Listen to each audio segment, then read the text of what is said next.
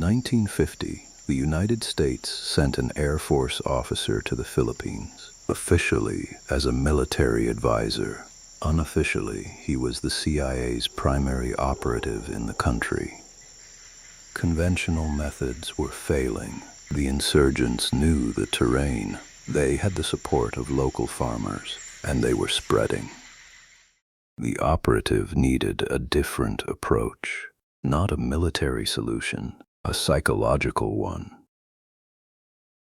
He found it in something deeper than government control, deeper than military presence, deeper than ideology itself. He found the fear already there. The aswang.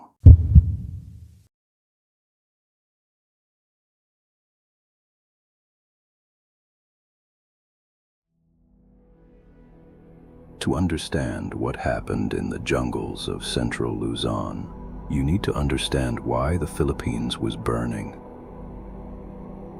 In 1946, the Philippines gained independence from the United States, but independence did not mean freedom. Not for everyone. For decades, Filipino farmers in central and southern Luzon worked land they did not own. They farmed for landlords who took most of what they grew. They lived in debt. They lived in hunger. They had been promised reform. It rarely came. During World War II, these same farmers formed the Hukbalahap, the People's Army against Japan. They fought the Japanese occupation. They bled, and in some provinces they drove the occupiers out. When the war ended, they expected recognition, land reform, justice. Instead, the landlords returned, the old system resumed, and the Huks were treated not as heroes, but as threats.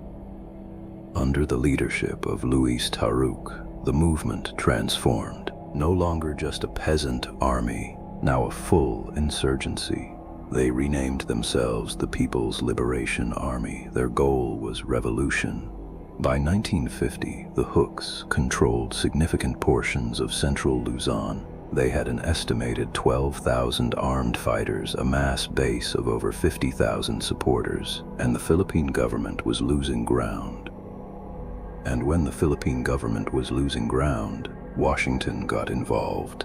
The United States had a strategic interest in the Philippines, military bases, trade routes, and above all, the containment of communism in Southeast Asia. A communist Philippines was unacceptable, so the CIA sent one of its most unconventional operatives to Manila. Edward Geary Lansdale was not a typical intelligence officer. He had been an advertising man. Before the war, he worked in Los Angeles and San Francisco, selling everything from men's clothing to consumer brands. He understood something most military strategists didn't: that wars are not won with bullets alone. They are won with belief. Lansdale arrived in the Philippines in 1950 as an advisor to the Philippine military, assigned to the Joint U.S. Military Assistance Group at the request of Elpidio Quirino. Officially, he was there to help reform the armed forces. Unofficially, he was one of the CIA's key operatives involved in countering the Huk rebellion. But Lansdale didn't just study the enemy. He studied the people. He traveled through the provinces. He ate with farmers. He listened to village elders. He learned the customs, and he learned what they feared. Lansdale later wrote in his memoir, In the Midst of Wars, published in 1972,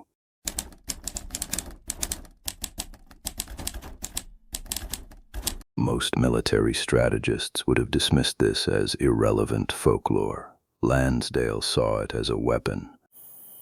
For the viewer unfamiliar with Filipino folklore, context is necessary. The aswang is not a single entity. It is a classification, a category of being that exists across dozens of Philippine ethnic groups, each with their own variation, but the common thread is consistent. The aswang is a shapeshifter.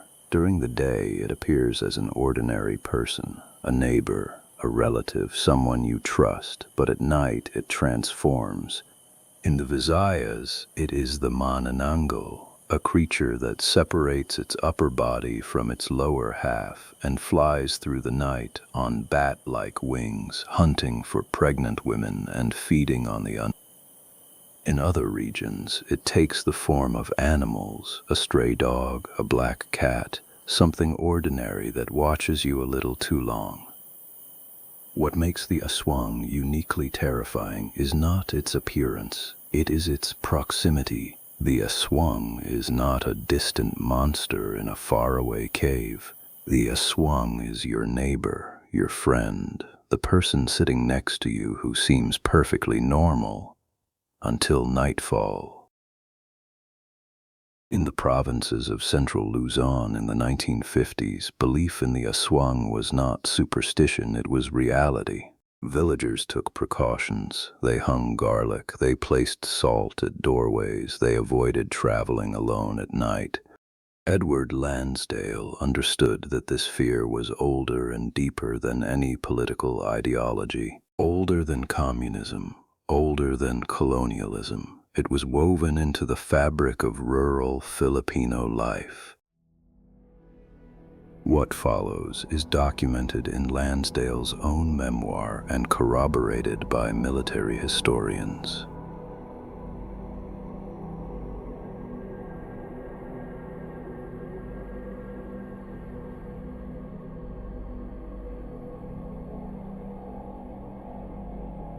Lansdale devised a psychological operation that would later be studied in military academies around the world. The operation targeted a specific hook squadron operating in a province where aswang belief was particularly strong.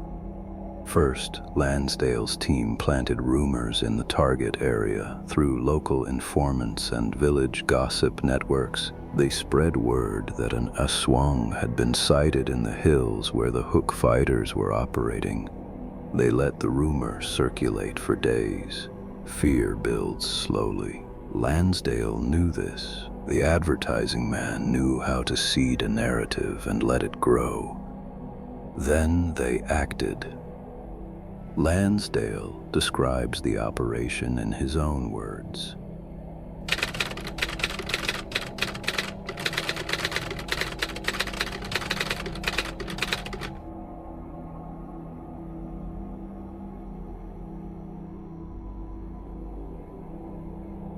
What happened next on that trail is what makes this archival entry significant.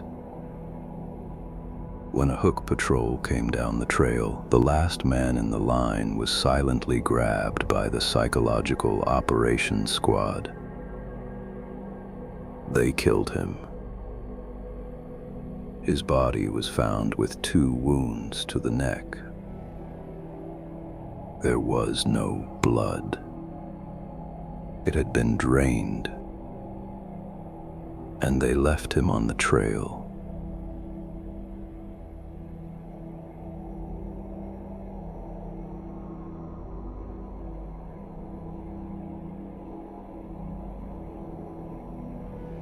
The operation was deemed a success. No further military engagement was required in that area. The Hooks abandoned the territory, not because of superior firepower, not because of strategic defeat, because they believed a monster was hunting them. Whether this specific technique was used more than once remains unclear. Lansdale describes a single operation in his memoir, but the broader campaign of exploiting Filipino superstitions was repeated across central Luzon.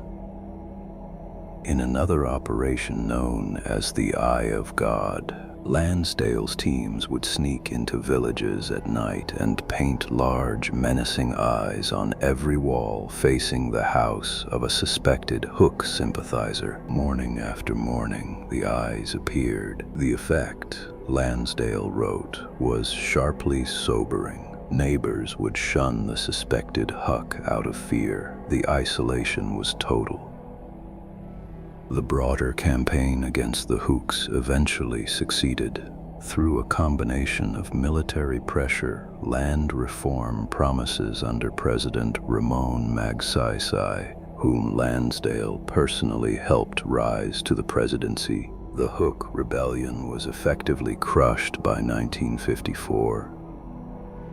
Lansdale was celebrated. He moved on to Vietnam, where he would attempt similar operations. He became a legend within the CIA. But in the provinces of central Luzon, the effects lingered. This archival entry is not a ghost story. There is no supernatural element to document. What is documented is this: a foreign intelligence agency studied the deepest cultural fears of a colonized people and weaponized those fears against them. The aswang was not invented by the CIA. It existed in Filipino consciousness for centuries before Lansdale arrived. But operations like these did something arguably worse than creating a myth. They reinforced it. Every body left on a trail with puncture wounds, every village that evacuated in terror, every story that spread from province to province. These were not supernatural events. They were military operations. But they became part of the folklore. They fed the myth. They made it stronger. And that raises a question this archive cannot answer. How much of what many Filipinos believe was carefully placed there by someone who needed them to believe it?